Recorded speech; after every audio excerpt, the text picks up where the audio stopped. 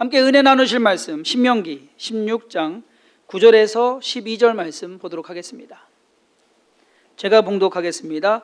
7주를 세일지니 곡식의 낫을 대는 첫날부터 7주를 세어 내 하나님 여호와 앞에 7질절을 지키되 내 하나님 여호와께서 내게 복을 주신 대로 내 힘을 헤아려 자원하는 예물을 드리고 너와 내 자녀와 노비와 내 성중에 있는 레위인과 및 너희 중에 있는 객과 고아와 과부가 함께 내 하나님 여호와께서 자기의 이름을 두시려고 택하신 곳에서 내 하나님 여호와 앞에서 즐거워할지니라.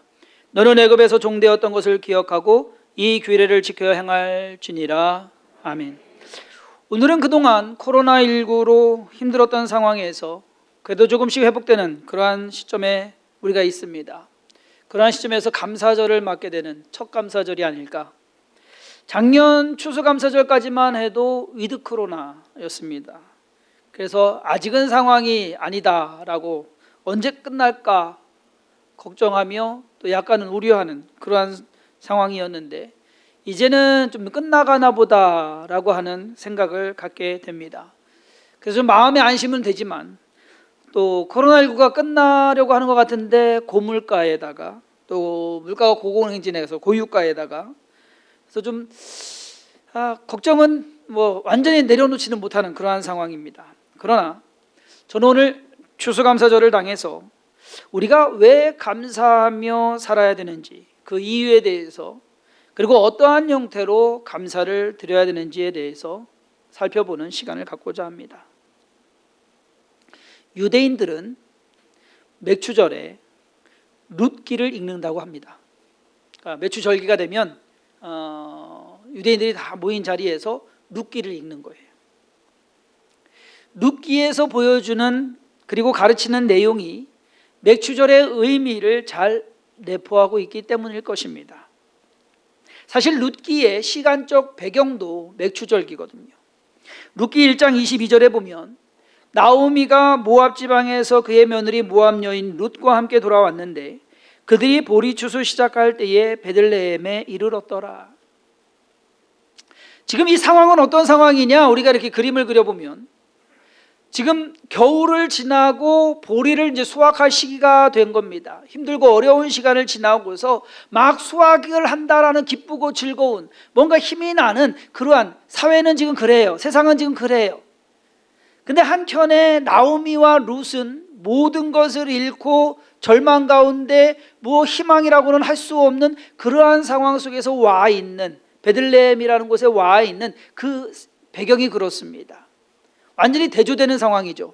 사람들은 좋아가지고서 신난다 좋다 막 이렇게 하고 있는데 지금 나오미와 룻은 참 힘들고 어려운 그 시간을 보내고 있는 그러한 때다라는 겁니다.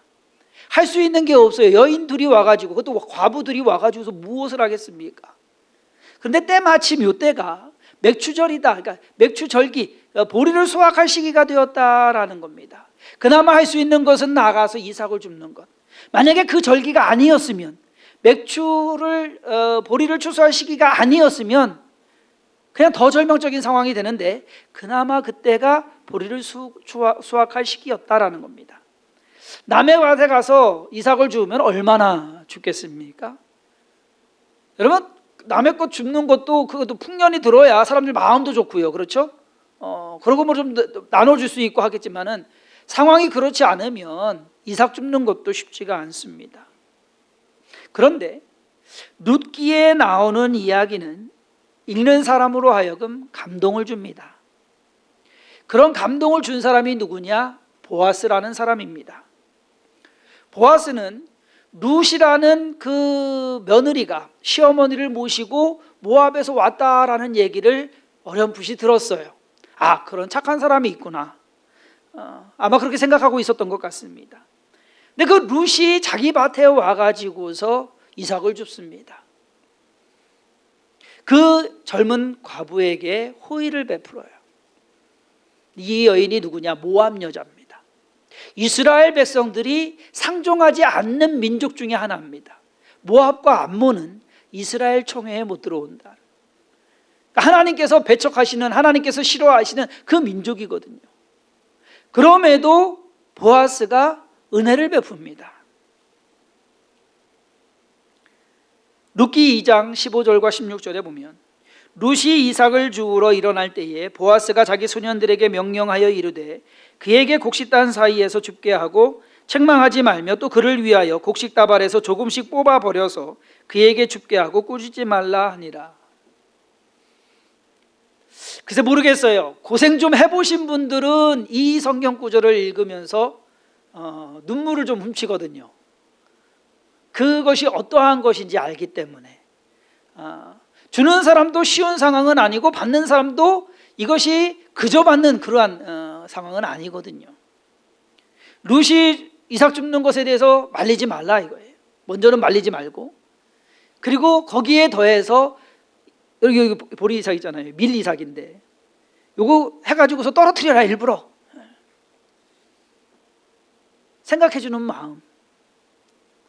맥추절에 유대인들을 상상해 봤습니다. 룻기 2장을 읽는 것은 어쩌면 그들에게 축복이고 은혜였을 것이다 라는 겁니다.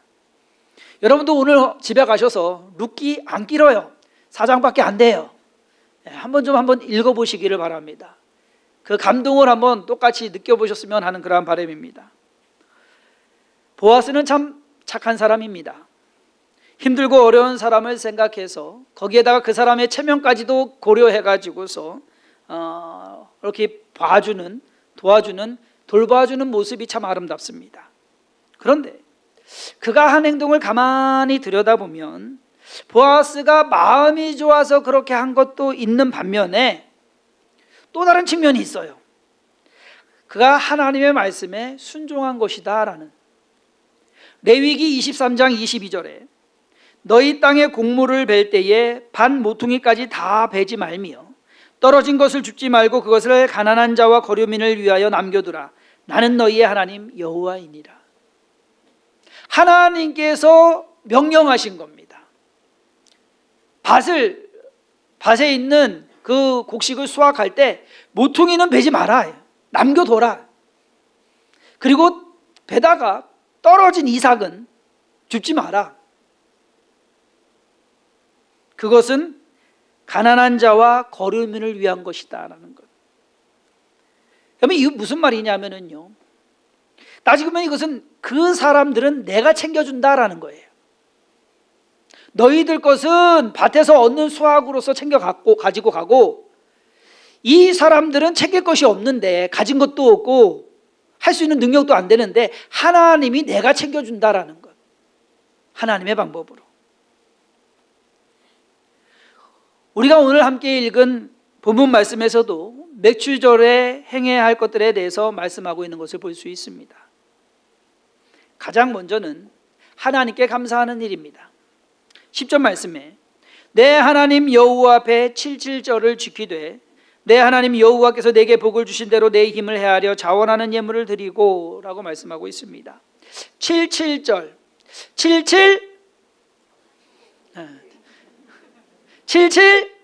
49 6월절로부터 7일을 7번을, 그러니까 7주를, 한 주를 7번, 77, 49일이 지나고 나서 맥추절을 지키는 겁니다.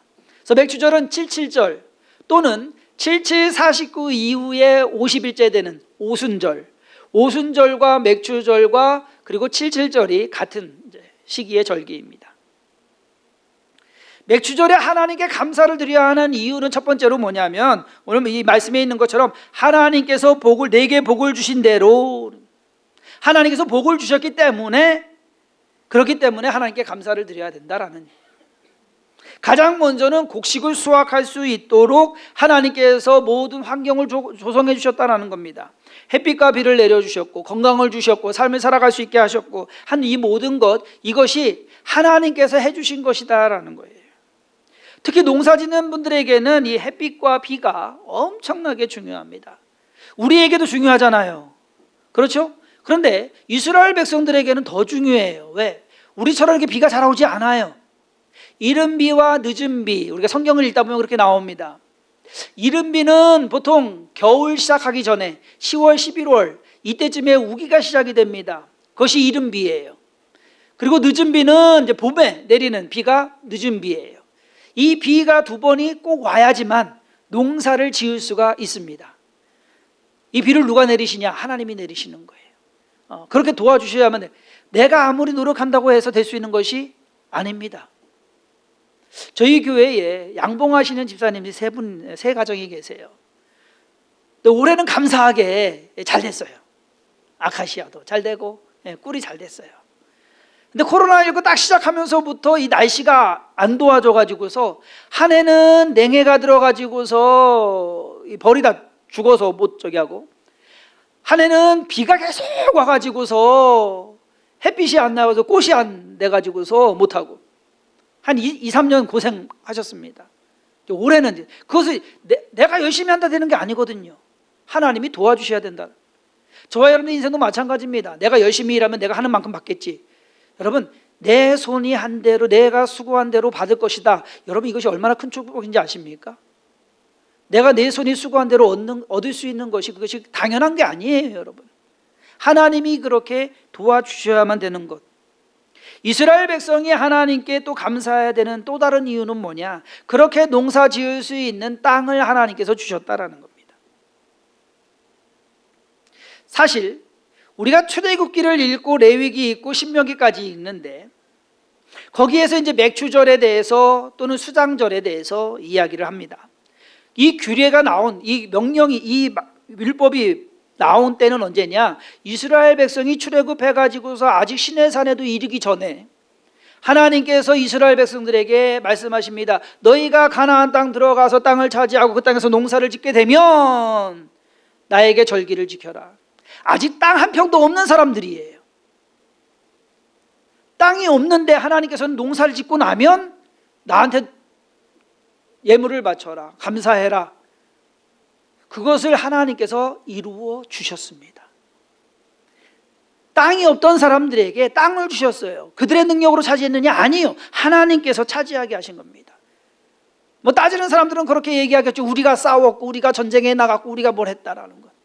근데 그것은 하나님께서 그것 또한 다 해주셔야 되는 것이지, 내가 뭘 했다고 해서 이룰 수 있는 것, 여러분, 그것은 열에 한두 개밖에 안 됩니다.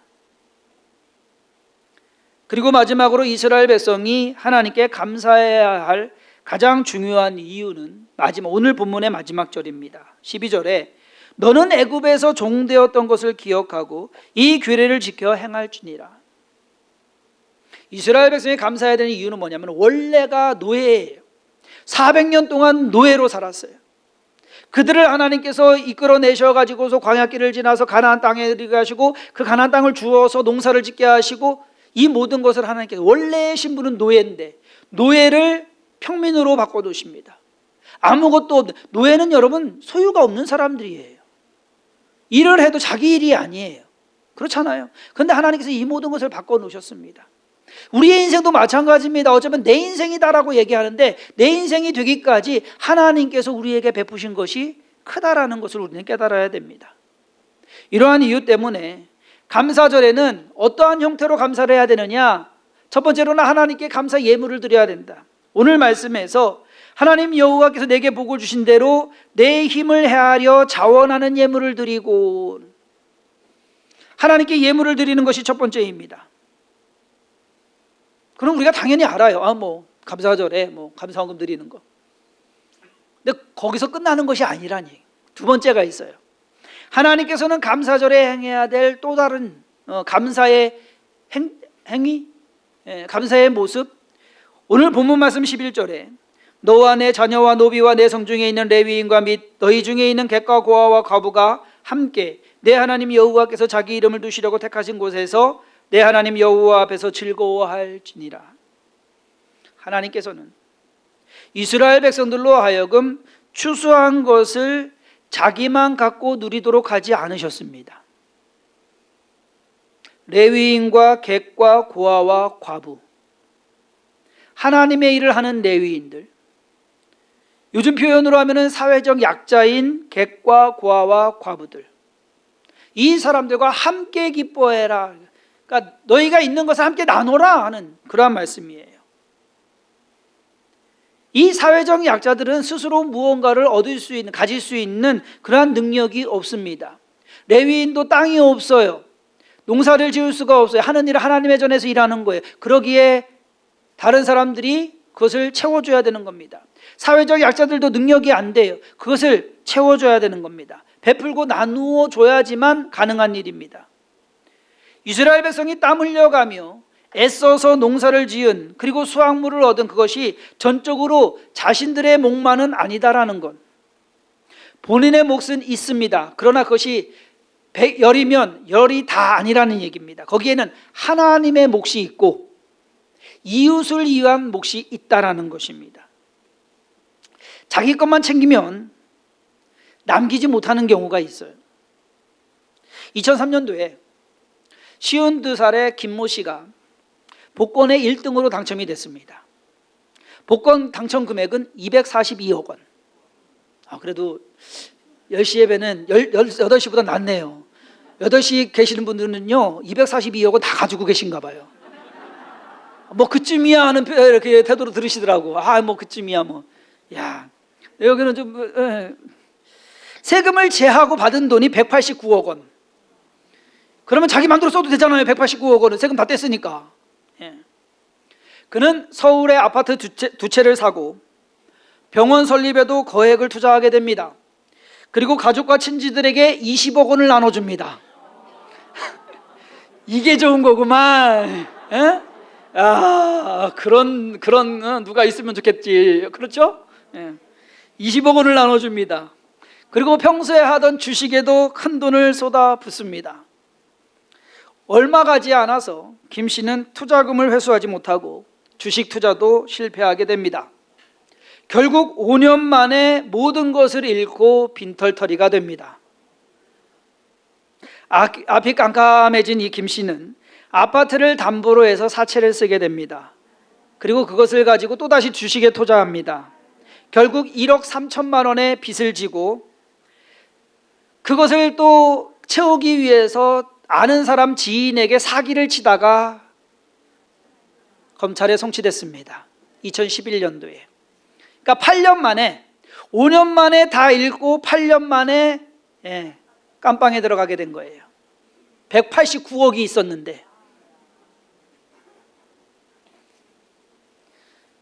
여러분 189억 없이도 잘 사시잖아요.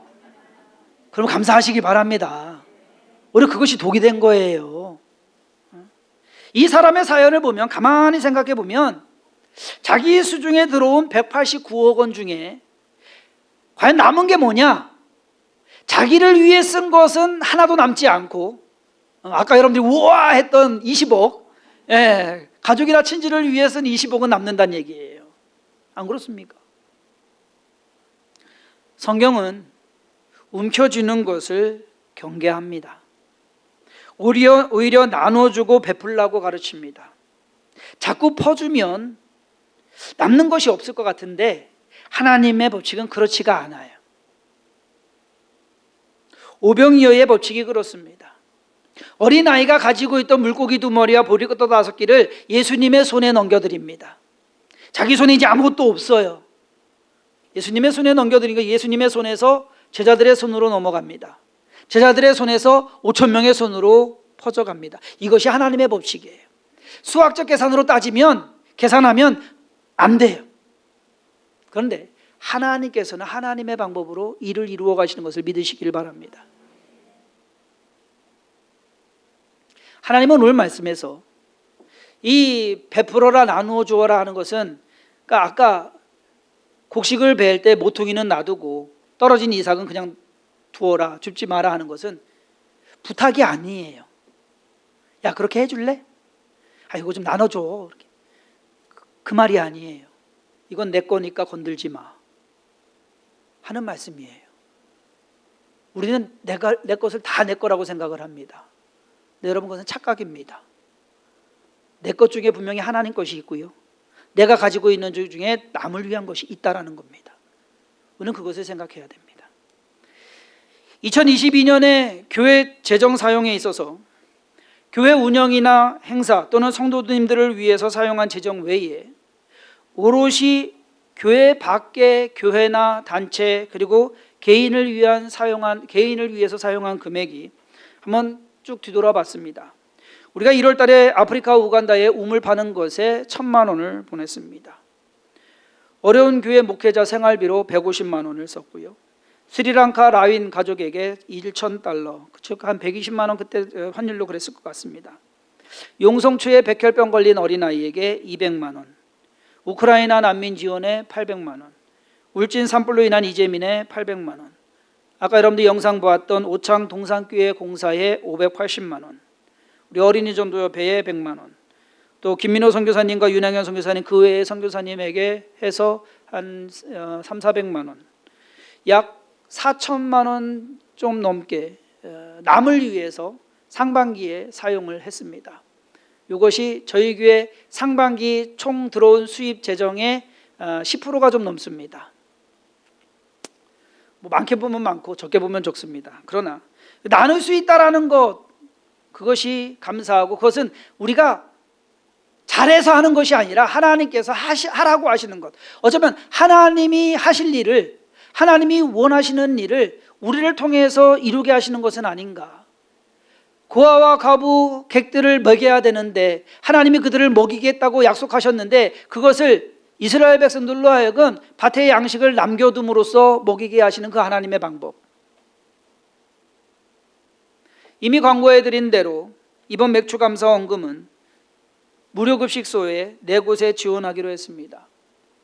경제사정이 좋지 않은 상황에서 지금 물가도 오르고 여러분들 생활도 녹록지 않을 것입니다. 하지만 우리가 살아가는 만큼의 더 힘들고 어려운 사람들도 있다라는 것을, 그런데 그 사람들을 하나님이 보고 계시다라고 하는 것을 우리가 명심해야 할 것입니다.